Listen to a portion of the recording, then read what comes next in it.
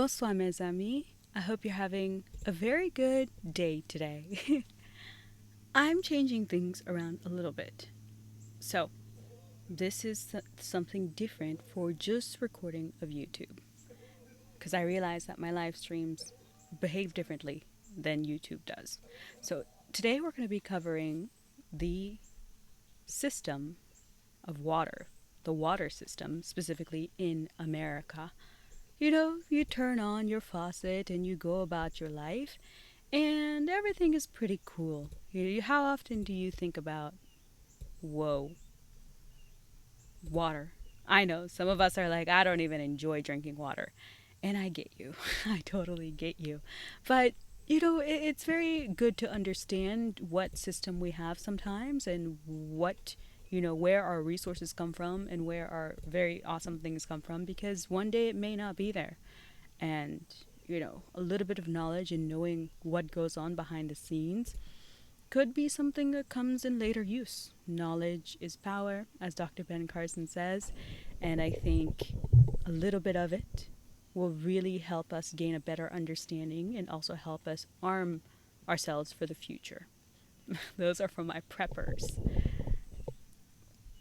So the history of water, of course, everything begins in Rome. You know this. The Roman joke, of course, that's the thing. Everything begins in Rome. But in the United States, we have estimated 2015 at the time, there was about 322 billion gallons of water used per day. And, that's what we're estimating. Think concrete, think construction, think your faucet, your bath, anything that you use, the hose to water the grass, everything. We're dependent on water. Our bodies are 72% water. I want to say 72 to 73. Drop it down below if you know exactly which one it is. But this is so important to us. And if we didn't have this resource, I wonder what would happen. In the United States, the Clean Water Act, came about, and that basically highlighted and covered basics of what should be done with our water.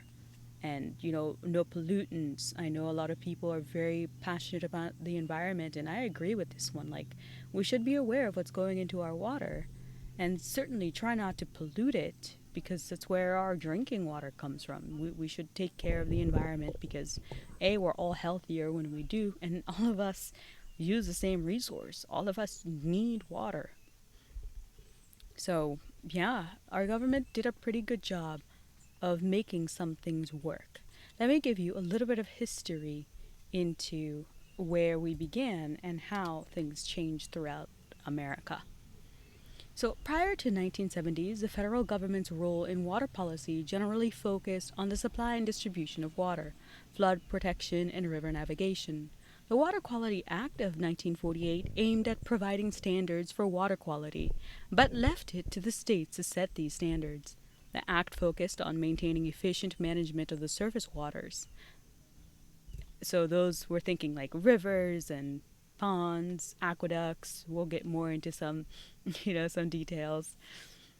But, they allowed the states to focus on what they wanted and how they wanted things to get done. And as you could imagine, disputes would arise. I know that you saw on there that the Mississippi spans basically right through the United States. That is the case. It goes through, I want to say, 5 to 6 states. How are we going to come to an understanding with everything? It's a straight shot. How if one state wants to build a dam and another state is like, yo, we're right underneath you. We kind of need this water. Or, how about if we just stop the flow of everything from to California? Same thing. But the Mississippi is a major artery for us, for the United States. Part of the reason why we are so prosperous as a nation is because we have the Mississippi. The Mississippi, there are 2 to 3 provinces from Canada feeding into it. And there are tributaries, those things, other resources, other rivers, and other lines coming into it. And I'm going to show you down below over here. Like there are different things running into it, different rivers coming into it. Like everything drains and it just goes straight to. But the Mississippi allows the United States to do a lot because of, well, how big it is and how far it spans, and the fact that it's a good natural resource for, use. Think of like difference between salt and fresh water. It's a big difference. Salt water is kind of useless to us. So we really are fortunate in this country to have such a major like artery. It's just crazy. Let me give you some tidbits about how the Mississippi helps us. So American rivers, they symbolize a burgeoning nation in the 18th and 19th centuries. They inspired romantic renderings at the hands of artists, and in some cases, as with painters of the Hudson School in the 1820s. Yeah, like there was a movement with the national parks, especially, where artists began to, paintings, and especially Mississippi, like it's so magnificent. Yeah, for a period of time, people really were into capturing how magnificent these bodies of water were and just nature in general. But all of this, you can begin to think the Mississippi allows us to transport goods. We have steamboats. we use it and we take water out of it to for all of our farmland. We are awesome place to grow because we have the water and we have the awesome rich soil. A little bit about how Mississippi is even more intertwined. Like if you think of how natural resources move, a river kind of helps, enrich a soil. Think of like dead fish. I heard a thing about salmon being beneficial in providing nutrients for trees, because you think about it, like a bear goes and they eat the salmon, and then the carcass is left near the bedrock, near the riverbed, and then that protein seeps into the rocks and water's crashing into it and pushing it out, and the trees gets in its roots and they drink all that up. So it's very interesting how rivers provide so many nutrients. In our farmland, what we export and what we're really good at, we're able to grow so much. Our cows, Midwest corn, all that stuff. So our water systems are pretty spectacular in this nation.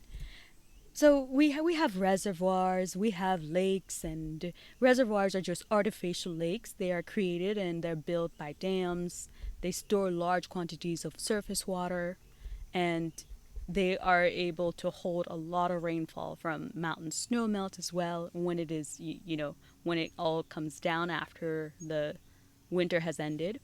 And then we also have aquifers, which is like underground layers of water bearing rock that are accessed through wells, pumps, and are also transported to the water treatment centers. And then, of course, there are natural springs, and that's pretty cool as well.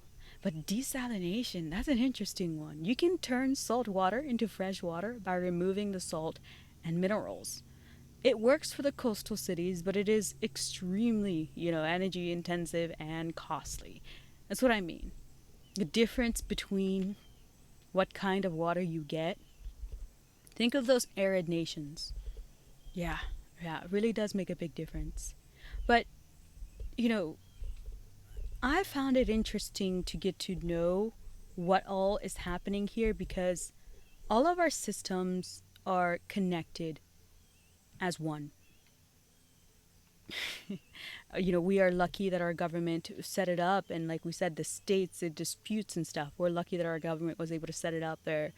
It's very good we recognize that water should be accessible to all, at least in this nation, of course, immediate people contributing, yes, and we can try to do what we can to help other people. But I think how we do that is through knowledge, in my opinion. Knowledge is the best way to try to empower people to make a difference. Guys, I really love hanging out and doing all these things. I need your help in getting a like and a subscribe if you do enjoy this type of content. It helps me know what you guys enjoy, so then I can make more things like that. And then it also helps me of course, grow the community so we can continue making awesome content together. Well, I also do lives on X and stuff like that. So that's what I mean, like together. Sometimes there are different ways. So we saw where we got the water from and the bodies of water. But where could we, how do we transport it to your house once we do get it? And also, water needs to be treated. Like, just because it's fresh water doesn't mean that it's free of like bacteria and different things. We talk about the Clean Water Act and keeping the river safe and not allowing companies to dump things in there. Again, we are so fortunate, and I must give the government credit on this one. Granted, all these laws went into effect. They began early 1830s, 1840s. So these people back then, it took a lot of effort for them to create and set up these resources for us, and they made a sacrifice and they worked really hard to do it. And that at that time, I think that's a feat that when our government was operating at its best, it was able to accomplish something that is very impressive that no other nation has been able to replicate as well as we have. I'm only speaking in this water in ensuring that, of course, mistakes do happen, but if you truly think about it, you've heard of the crazy stories of different countries where horrible things are being put in the water. We really are fortunate that that is not the case for here. But how do they get the water to you? There are gravity-fed systems. You think of hilly mountains. I grew up in Pennsylvania, so for me, that would make a lot of sense why they would need to do that. You got to pump the water up or drop it. That's an interesting way to do it.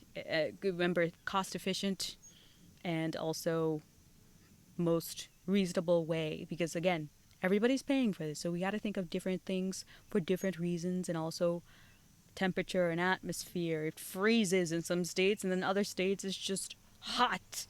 How do we account for all those differences? So that would be the need of why we need to use different systems to get water to people's houses. So the pressurized system, which is modern engineering, it uses powerful pumps to force water uphill when necessary.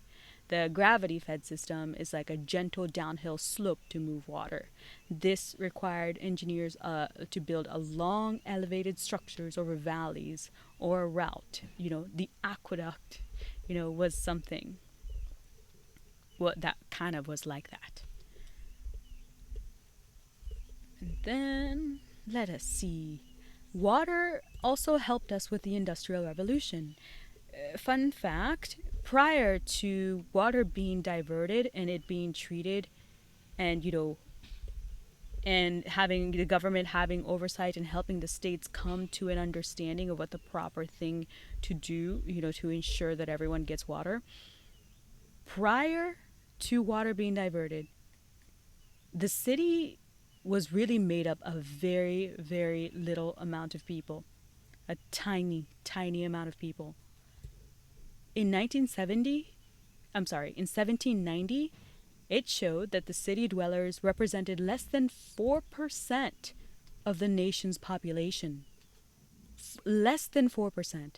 But in the urban growth, afterwards, once they moved everything and they did the urban population changes after the water, it grew to 552%. So it went from 1.1 million to 6.2 million. 1.1 million to 6.2 million. That's crazy. That water is that powerful. Yes, getting clean, good water is that powerful. It does impact people's lives greatly. And having this opportunity, hey, I get it. People want to move there. Better opportunity for their kids. You can think better medicine, better clean water, better food. You can grow things more because there is more clean water. All that stuff. It makes sense. But that boom happening and us having clean water, you imagine people are healthier. More children can be born. But also this gives rise to the boom of America, of like with the revolution. um, the whole industrial revolution, which is so fascinating. And then that propels us to be on the world stage later on and be able to impact World War I, World War II, and then that kind of like sends us into prominence as a nation. So water has tremendously, tremendously, you know, projected this nation into a better situation than any other place, really. The Mississippi, everything leads to the Mississippi, kind of looking like it. Kind of looking like it. That they then had the labor to supply everything and try new companies. We built the skyscrapers, and at this time, people had better opportunities in the city as than the country. So it makes sense that everybody is moving in here at this point in time. So economic growth, the government really is really into this, and they would like the economy to grow. And again, that makes sense. We are new on the stage. We are vulnerable. We don't really have many resources, which means anyone can come and mess with us. And at this time, we again had just kind of trying to establish ourselves with the whole England thing, Great Britain thing. So it makes sense of why the government would be like pro growth and everything the way that it's set up. And you can think about competition. Some people wanted to use the water for different reasons. You know, somebody may want to use it for wind. Those water turbines, right? The little tingies that turn. And then other people may want to use it for fracking in the West. It's just, or gold mining at the time, and digging. And there are different, you could think there are also different type of companies that if they had their say, think if Amazon owned the Mississippi, if they had their say, wow. Like, ooh, that would be interesting. But again, we are moving everything and also being able to make it available for everybody and have a pretty good system overall. So the East would have their economic stuff going on, the Great Lakes, the states, the federal government, active agents stimulating commerce and industrialization and competition between the states beyond the Appalachians. And of course, they want to access different parts and try and continue to do whatever it is that they need to do. But before I continue, I'm a little bit, I'm a little bit like, wow, this picture is so beautiful. I love that. I really, really, it's so pretty. That's like sometimes it's like you get nature and it's just like, yes, yes. You need a little bit of nature. Anywho, we continue. So we do a pretty good job of getting all these things eventually put together. But today, I don't know if we're really aware of what goes into like maintaining our systems. Like we have sewage plants where water gets cleaned and then reused, especially for agricultural usage. That's a thing that happens. I know that some of you probably have been around a sewage plant before, and you'll see that the grass is green, as you can see. And to me, that is like fascinating that our system is kind of self-cleaning. Like the earth is self-cleaning, our system is also self-cleaning. It's very, very like interesting that we need the water, we drink the water, we, things come out, and then we treat it, and we're able to then, the fertilizer is so great, we can grow things like amazingly. I mean, animals, you think of that, terraforming, there are different, I don't know. Maybe I have that one wrong. I'm not sure. But the process, isn't there a process of like properly moving the land or the farming to give it more nutrients? Like we use like animal poop to like make things grow. So it's pretty cool how that works, and it's also awesome that we do have a system where we can treat water and then reuse it and put it to good use. We can use it for different reasons like agricultural usage, so we're not wasting. And wow, that is pretty cool. Pretty cool. So, of course, after all this is happening, there's going to be differences eventually in how the equipment is running now versus then. All this stuff I'm talking about, we set up everything, and the pipes that I talked about of how do they get the water to you. I don't know how well we're doing the maintenance of things right now, but that's one of those things where I would like to care more about that. I would like to care more about our water supply and see, you know, what's happening. What's happening with the pipes? Because I've heard some stories, but I'm not aware entirely.